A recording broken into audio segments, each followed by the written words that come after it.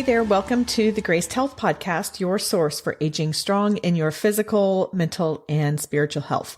My name is Amy Connell. I'm a weight neutral certified personal trainer and nutrition coach who loves walks with friends, chocolate, and Jesus. Whether you're looking to grow stronger as you age, nourish your body, mind, and spirit, or fit all the pieces of your health together to holistically thrive, this is the place for women over 40. I am here to guide you in the areas I can and bring on experts in the areas I'm still learning. And of course, we cover it all in a lot of grace.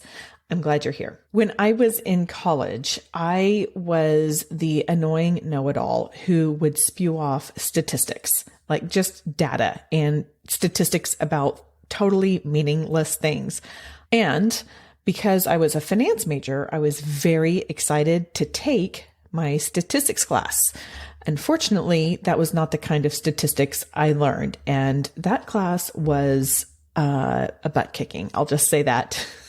But I have always found a love for data and research. And I believe data and statistics can help support things that maybe we even intuitively know are true or points that we are trying to make. I shared in season 19, which was kind of a little mini series, that we are transitioning over here to a weight neutral approach. If you want to learn more, I highly encourage you to go check those 4 episodes plus a bonus episode out. But in general, the more I learn about intuitive eating and body respect and body diversity, I feel that this makes sense and is aligned with how God designed our bodies. At the same time, the data analytical nerd in me wonders, like, okay, but is there research that supports this? Where is the data? I actually came across a lot of data that was very interesting that is in my new book for teen girls called Your Core Strength.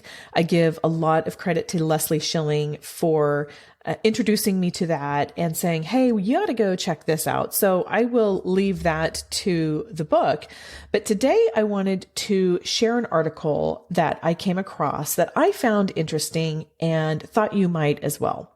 So this episode is different in that we're just going to call this like a research report, which sounds very boring and very dull, but I think you will find it very interesting. So what I'm going to do is share a little bit about the backstory of this article and then the bulk of what the outcomes were for what they were studying. The article is kind of long and it's entitled Effects of Weight Neutral Approaches Compared with Traditional Weight Loss Approaches on Behavioral, Physical, and Psychological Health Outcomes, a Systematic Review and Meta-Analysis. That's a mouthful. That is far well beyond the recommended characters that YouTube and podcast recommends. Which probably nobody gets, but people who are in this business, because there's a whole thing about title length and that one's really long, but they're not trying to impress anyone on the socials. They're just trying to get the data out there. Now, before I get into all of this, I want to say I am going to do my very best to report on this research and data in a responsible way. Research analysis is not something I have a lot of practice in. So please know I am doing this to the best of my ability.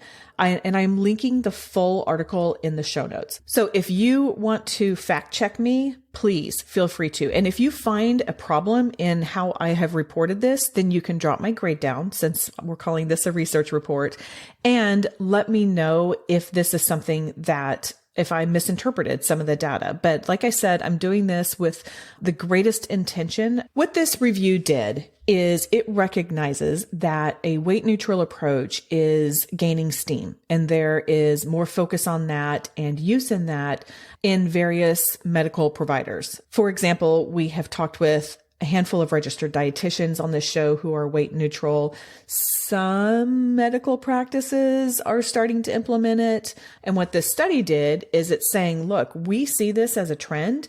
And how does a weight neutral approach line up against a weight loss approach? They extracted various outcomes based on the intentionality of the study. So basically they pulled all of these studies together and then studied the studies, if that makes sense. I hope it does. But they looked at weight. They looked at body mass index, lipid, which is like your cholesterol, triglycerides, that kind of stuff, your glucose variables, which is like your A1C, blood pressure, eating behavior, self-esteem, depression, quality of life, physical activity, and diet quality. Several of the weight neutral studies had a focus of health at every size, and they had done some studies in accordance with the health at every size way of thinking, I guess is the best way to put it. So there are 5 tenets of HAES, is what it's also called, health at every size. And that includes weight inclusivity, health enhancement, respectful care, eating for well-being, and then life-enhancing movement. Over here, you've probably heard that referred to more like joyful movement or joy-filled movement. But those are the main things about health at every size. Also included in weight neutral approaches is intuitive eating, which we have heard about here, mindful eating. It generally focuses on improving a patient's relationship with food. It removes moral judgments around food. It builds awareness of hunger and fullness, like actually, oh, I'm hungry, I should eat something. Oh, I'm satiated. Okay, I'm going to stop.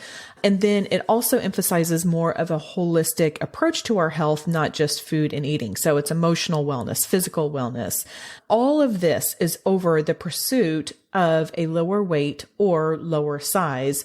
And then weight neutrality also advocates for removing the stigma experienced by persons with larger bodies. And that is another conversation for another day, but absolutely there is that stigma. From a weight loss perspective, what is interesting to me, and this is something that I have learned, is there is minimal evidence for successful long-term maintenance of weight loss.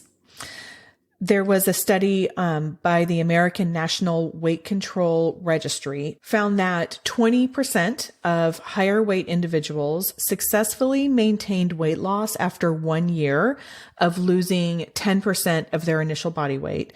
And then after 5 years of whatever this structured program was and continuing to eat a, low energy diet, where you're not eating as much as what you need, then participants maintained a reduction of only 3.2% of body weight.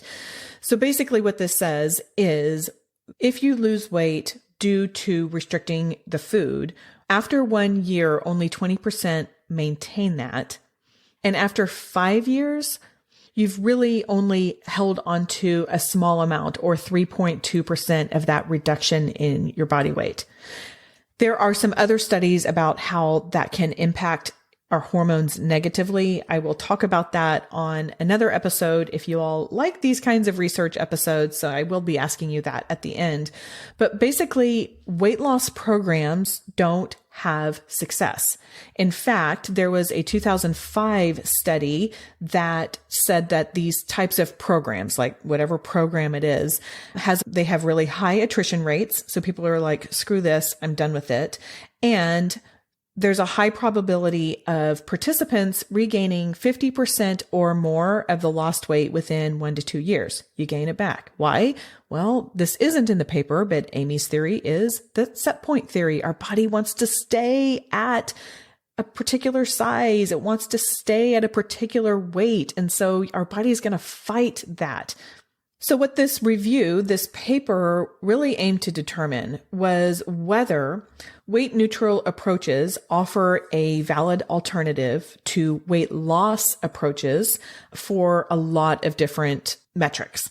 So basically, again, they got all of these different studies and they studied the studies and they compared what's the outcome, what's the goal, and how did this compare with a weight loss perspective? And how did this compare with a weight neutral perspective? What did they compare? They compared weight and BMI. They compared lipid variables. Again, that's like your cholesterol, your triglycerides. They compared blood metrics, glycemic variables, eating behaviors, binge eating, self-esteem and depression, quality of life, diet quality, and physical activity levels. Again, if you want to get into all of these in a more micro level, I will have this paper linked in the show notes. You can go read it. And again, I will say, I'm saying all of this to the best of my ability, and you can correct me if I am wrong. It took me a long time to lead up to the relevance of findings, to lead up to the conclusion. And that is because the conclusion is actually pretty simple. They found no significant differences between weight neutral and weight loss approaches for improving physical or behavioral outcomes. However, the weight neutral approaches were more effective than the weight loss approaches for improving bulimia. So that was the one score out of all of those different metrics that actually improved. Everything else was done with the intentionality of focusing on that metric. For example, there may have been studies about how to improve blood lipid levels. That is a concern of a lot of different people if you have high cholesterol. Some of the studies did so with also emphasizing weight loss and saying, okay, well, if you lose weight and do these things, then your blood lipids will get better. The other weight neutral study said, we're going to work on these things from a therapeutic perspective, make some changes, but we're not going to focus on weight loss. One thing that I think people get confused about is having a weight neutral approach does not mean we're not caring about anything nutrition. It does not mean that all food has the same nutritional quality. What it does mean is that we're not focusing on size. We're not focusing on weight as a means of addressing medical issues. Here's something else that I found interesting in this article. They did this review and they concluded that individuals with a normal BMI, and you know how I feel about BMI. I don't love it, but if this is something that they're looking at, then this is something that they're looking at. So hold that loosely, whatever normal is, right? But individuals in the normal BMI category with poor aerobic fitness had a greater risk for all-cause and cardiovascular mortality compared with individuals in higher BMI categories who had good aerobic fitness. So again, our size does not predict our longevity. It is the status of our heart. It is the status of the other metrics that we have used.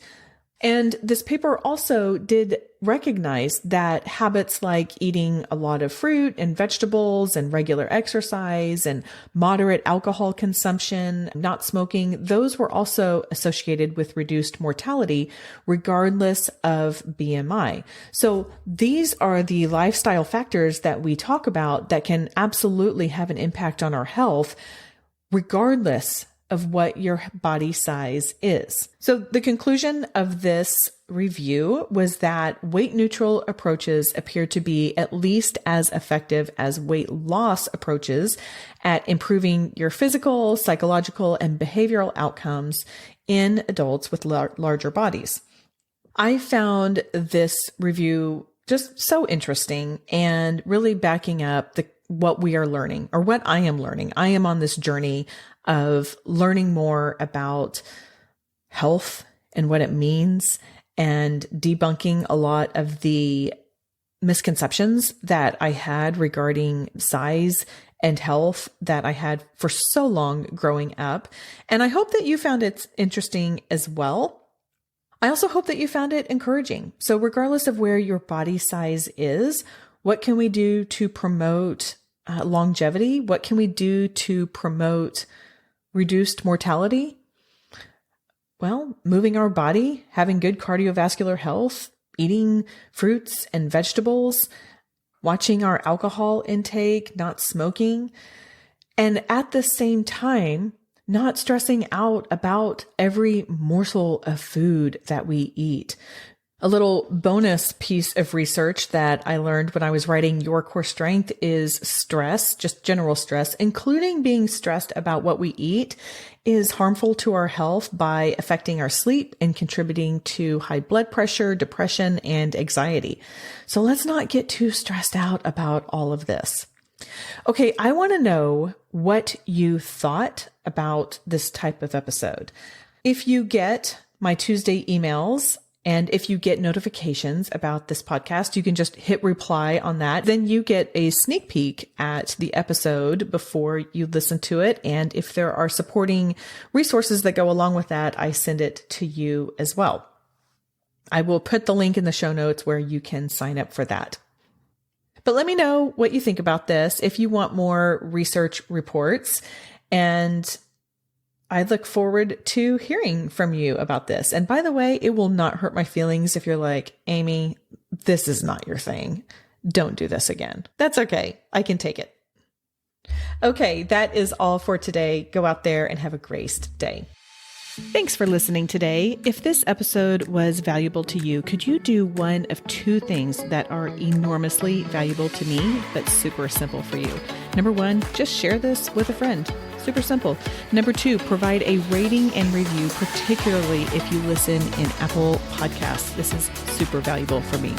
Also, if you haven't yet subscribed to my monthly journal, why not?